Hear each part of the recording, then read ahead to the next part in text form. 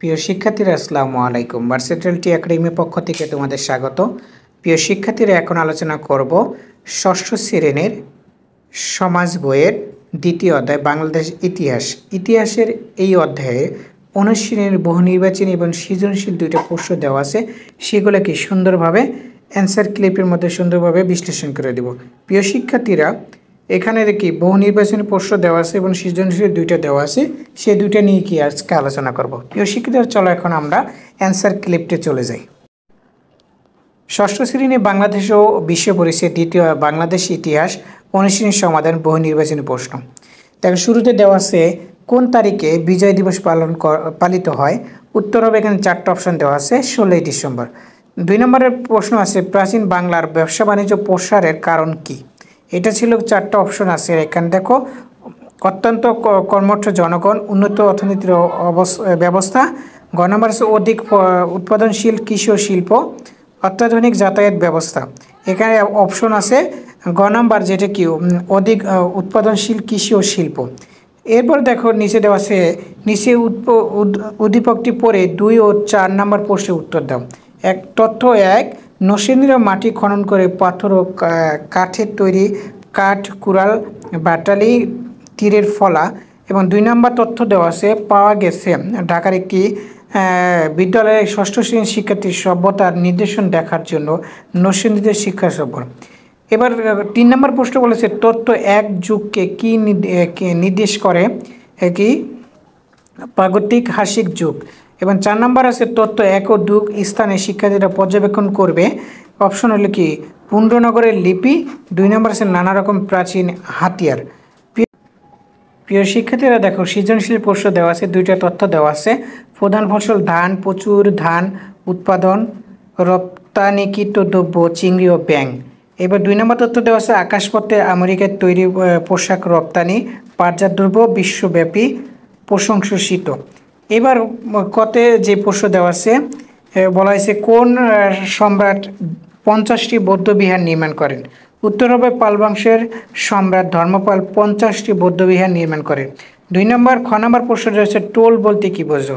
Toll বলতে সাধারণত অর্থে টোল বলতে বোঝায় চতুষ্পাঠীয় সংস্কৃতি, ব্যাকরণ ও শাস্ত্রাদিক অধ্যয়নের পাঠশালা। প্রাচীন বাংলাদেশে হিন্দুদের উচ্চশিক্ষা প্রতিষ্ঠানকে বলা হতো টোল। হিন্দু বৌদ্ধ ধর্ম টেবিলের প্রধান পাঠ্য বিষয় ছিল। গ নম্বর বলছে তথ্য 1 মতো প্রাচীন বাংলাদেশের গৌরবময় ক্ষেত্রটি ব্যাখ্যা করো। তথ্য 1 মতো প্রাচীন বাংলাদেশের গৌরবময় ক্ষেত্রটি হলো কৃষি। প্রাচীন যুগের বাংলাদেশের অর্থনীতি ছিল কৃষি নির্ভর। এই সময়ে কৃষিতে উদ্বৃত্ত ছিল, ধান ছিল প্রধান ফসল, প্রচুর আখ উৎপাদন হতো। আখ থেকে উৎপাদিত গুড় ও চিনি ক্ষেত্রে ছিল, এই গুড় ও চিনি বিদেশে রপ্তানি হতো। তুলা, সরিষা ও পান চাষের জন্য বাংলাদেশে খ্যাতি ছিল। নারিকেল, সুপারি, আম, কাঁঠাল, কলা, ডুমুর প্রভৃতি ফলের কথাও জানা যায়।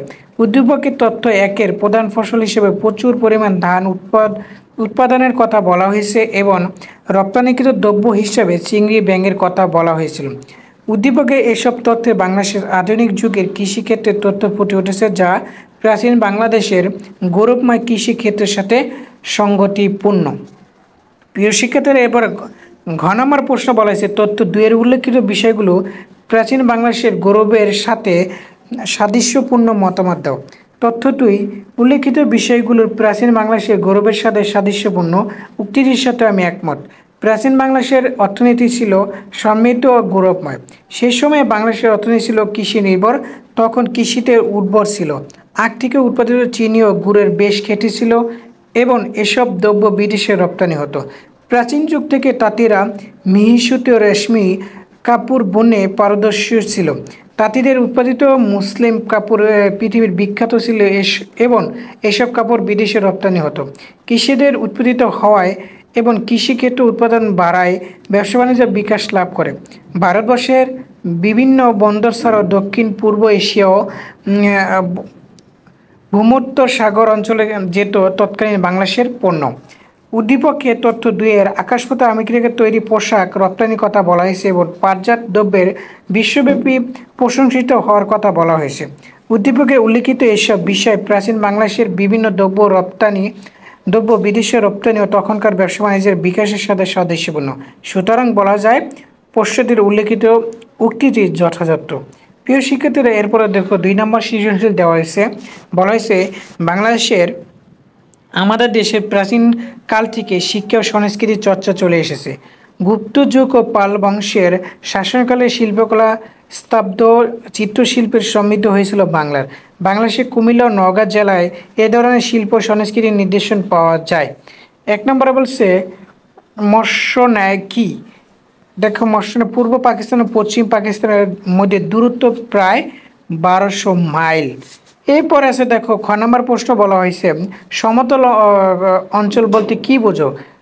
পাকিস্তান সরকার কর্তৃক সকল প্রকার বৈষম্য নির্যাতন থেকে মুক্তি ও স্বাধীনতা পেতে সর্বোচ্চ স্তরে বাঙালি পাকিস্তান সরকারের বিরুদ্ধে ঐক্যবদ্ধ হয়েছিল। 1947 সালের জগন্নাথ জন্মলগ্ন থেকে পাকিস্তানের শাসন ক্ষমতা ছিল পশ্চিম পাকিস্তানি শাসন গোষ্ঠীর হাতে। তারা পূর্ব পাকিস্তানের জনগণের প্রতি সামাজিক, রাজনৈতিক, অর্থনৈতিক ও সাংস্কৃতিক ক্ষেত্রে নানা ধরনের বৈষম্যমূলক আচরণ করে। এই বৈষম্যমূলক আচরণ থেকে পরিত্রাণ লাভের জন্য পাকিস্তান সরকার বিরুদ্ধে সর্বস্ত বাঙালির ঐক্যবদ্ধ হয়েছিল। গ নম্বর প্রশ্ন বলা হয়েছে উদ্দীপকে উল্লেখিত জেলায় কোন যুগের নিদর্শন পাওয়া যায় বর্ণনা করো। উদ্দীপকে কাউন্ট ক্লাইবুরের মধ্যে স্বাধীন বাংলাদেশের স্থপতি জাতি জনক বঙ্গবন্ধু শেখ মুজিবুর রহমানের প্রতিচ্ছবি লক্ষ্য করা যায়। বঙ্গবন্ধু শেখ মুজিবুর রহমানের নেতৃত্বে বাঙালি জাতির বিভিন্ন আন্দোলন সংগ্রাম ঐক্যবদ্ধ হয় এবং স্বাধীনতার মন্ত্রে উজ্জীবিত হয়ে ওঠে।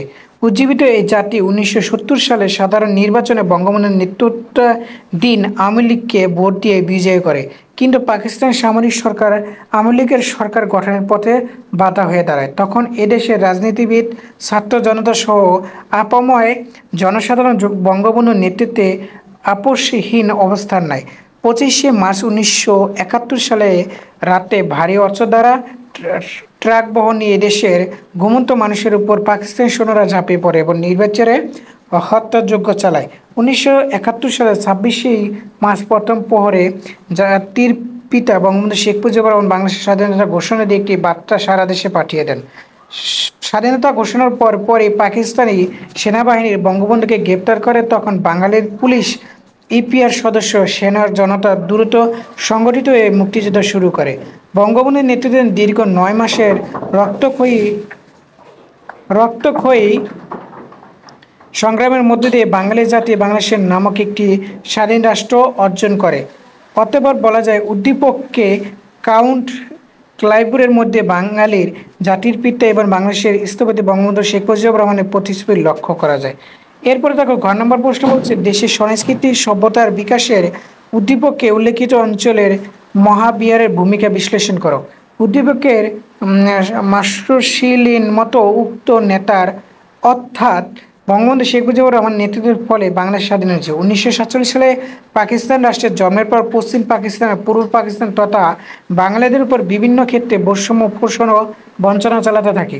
এই সময় বঙ্গবন্ধু শেখ মুজিবুর রহমান মতো এক সাহসী, ত্যাগী, দূরদর্শী নেতা আবির্ভাব ঘটে। তিনি বাঙালি জাতিকে ঐক্যবদ্ধ করেন। তার নেতৃত্বে অকুতোভয় বাঙালি জাতির বিভিন্ন আন্দোলনের সংগ্রামের পথ ধরে স্বাধীনতার মন্ত্রে উজ্জীবিত হয় এবং উজ্জীবিত এই জাতির জীবনে মায়া ত্যাগ করে মহান স্বাধীনতার যুদ্ধের অংশগ্রহণ করে। অবশেষে 9 মাস রক্তক্ষয়ী যুদ্ধের মধ্য দিয়ে 1971 সালে 16ই ডিসেম্বর চূড়ান্ত বিজয় অর্জিত হয়। তারপর থেকে বিশ্বের বুকে বাংলাদেশ নামক একটি স্বাধীন সার্বভৌম রাষ্ট্র প্রতিষ্ঠা লাভ করে।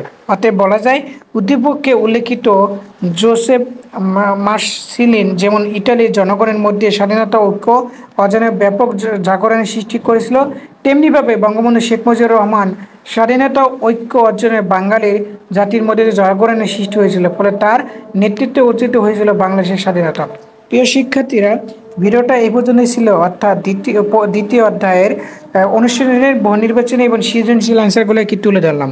ভিডিওটা কেমন লেগেছে অবশ্যই কমেন্টের মাধ্যমে মতামত জানিয়ে দিবা। পরবর্তী ভিডিও পেতে চ্যানেলটিকে সাবস্ক্রাইব করবা এবং পেজকে ফলো দিয়ে রাখবা। আল্লাহ হাফেজ, আসসালামু আলাইকুম।